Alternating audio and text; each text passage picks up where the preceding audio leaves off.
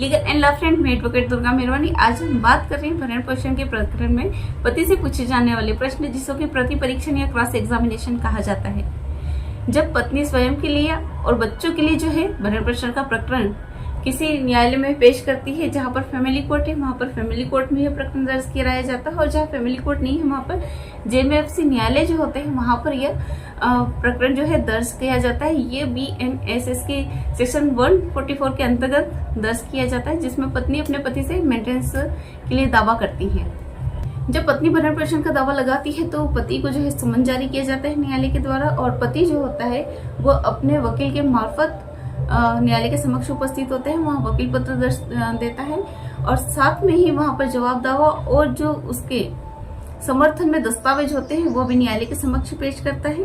हमारी आगे के स्टेज में जाकर के साक्ष्य होता है। जो पत्नी है वह अपना साक्ष्य पेश करती है, तब पति का जो वकील होता है, अधिवक्ता होता है, वो पत्नी से क्रॉस एग्जामिनेशन करता है, और जब पति अपने साक्ष्य दे रहा होता है उस समय पत्नी का जो वकील होता है वो पति से क्रॉस एग्जामिनेशन करता है। सारा जो मामला होता है वो रिकॉर्डेड ही होता है, हमारे दस्तावेज उसमें पेश होते हैं, दावा जवाब दावा सब उसमें पेश होता है। लेकिन जब साक्ष्य की बारी आती है तो चाहे वो पत्नी हो या पति, उस स्टेज पर थोड़ा सा घबरा जाते हैं। प्रत्येक प्रकरण में जो है पति का जो वकील होता है वो अपने पक्षकार को अच्छे से क्रॉस एग्जामिनेशन में पूछे जाने वाले क्वेश्चन और उसका क्या आंसर करना है उसके बारे में वो जानकारी दे देता है। फिर भी वहां जब साक्ष्य हो रही होती है उस समय जो पति है वो थोड़ी घबराहट में जो है उसका जो आंसर करना चाहिए था वो आंसर नहीं करता है। यहाँ जहाँ पर कोई नए क्वेश्चंस आ जाते हैं वो वहां पर हड़बड़ा जाता है। उसके लिए मैंने यहाँ पर महत्वपूर्ण जो क्वेश्चन है वो आपको इस वीडियो में बता रही हूँ। वैसे प्रत्येक मामले में अलग अलग उनकी कंडीशन के हिसाब से क्वेश्चन बनते हैं, लेकिन यहाँ पर ये जो महत्वपूर्ण क्वेश्चन है इनके अलावा जो आपके प्रकरण के अनुरूप जो क्वेश्चन है वो उसमें बनाए जाएंगे। तो उनके अनुरूप ही आपको जो है आंसर है तैयार करना है। यहाँ पे जो क्वेश्चन दिए उनके अनुसार आप आंसर अपना तैयार रखिएगा, और साथ में जो आपके प्रकरण के हिसाब से जो और क्वेश्चन इसमें ऐड होंगे उनका भी आंसर आप पहले से ही तैयार कीजिए, ताकि आपका माइंड मेकअप ऑलरेडी रहेगा।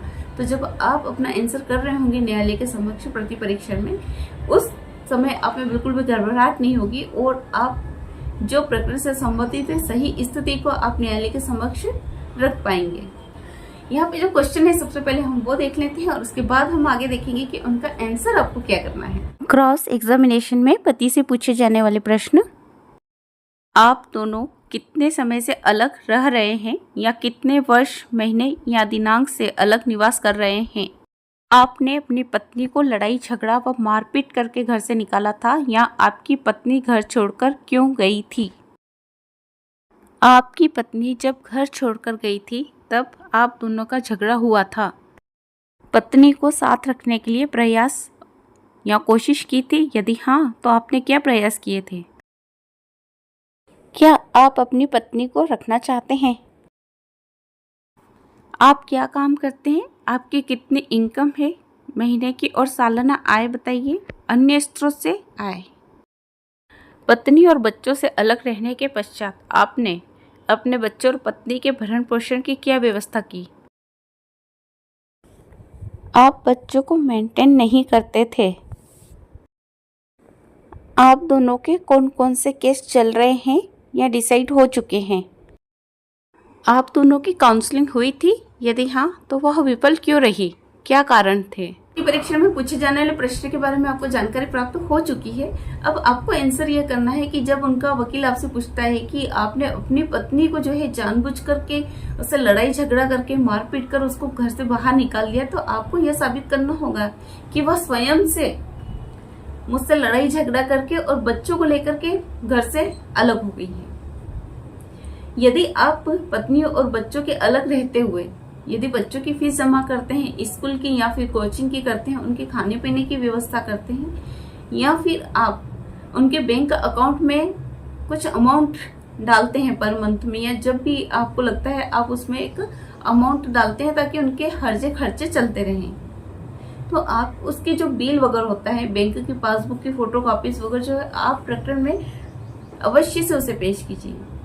यदि आप नौकरी पेशा व्यक्ति हैं तो आपके तो रिकॉर्ड ही रहता है कि आपको सैलरी कितनी प्राप्त हो रही है। यदि आप बिजनेस करते हैं तो आप बिजनेस में तो बता सकते हैं कि कम ज्यादा इनकम जो होती है आप बता सकते हैं। अगर आपका इनकम टैक्स रिटर्न फाइल होता है और वो अगर कोर्ट में पेश है तो आपकी इनकम उसी से शो हो जाती है। और मेंटेनेंस का जो प्रकरण होता है उन्हीं के आधार पर न्यायालय जो होती है मेंटेनेंस पारित करती है।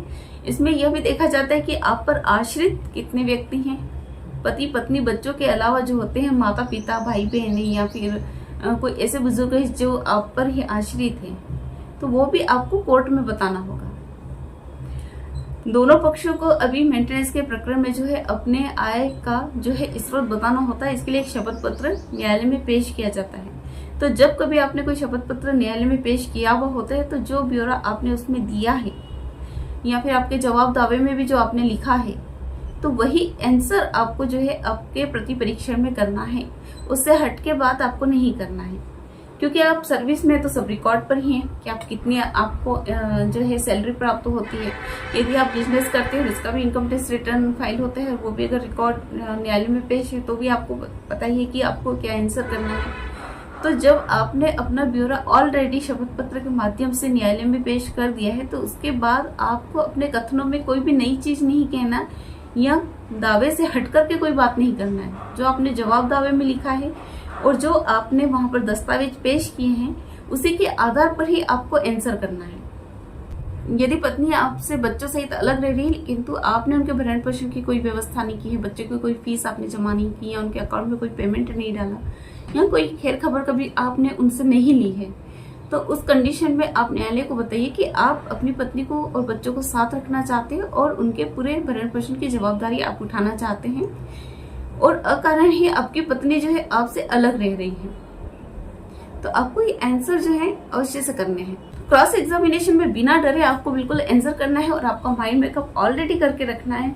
मुझे उम्मीद है कि ये जो मैंने क्वेश्चन यहाँ पर बताए हैं वो आपको जरूर से काम आएंगे और आप अपना जो है आंसर इसके हिसाब से तैयार करके रखेंगे तो आपका माइंड सेट ऑलरेडी रहेगा। तो यदि मेरा ये वीडियो आपको पसंद आता है तो आप मुझे लाइक शेयर और सब्सक्राइब जरूर से कीजिएगा और कमेंट्स करके बताइएगा कि आपको मेरा वीडियो कैसे लगा।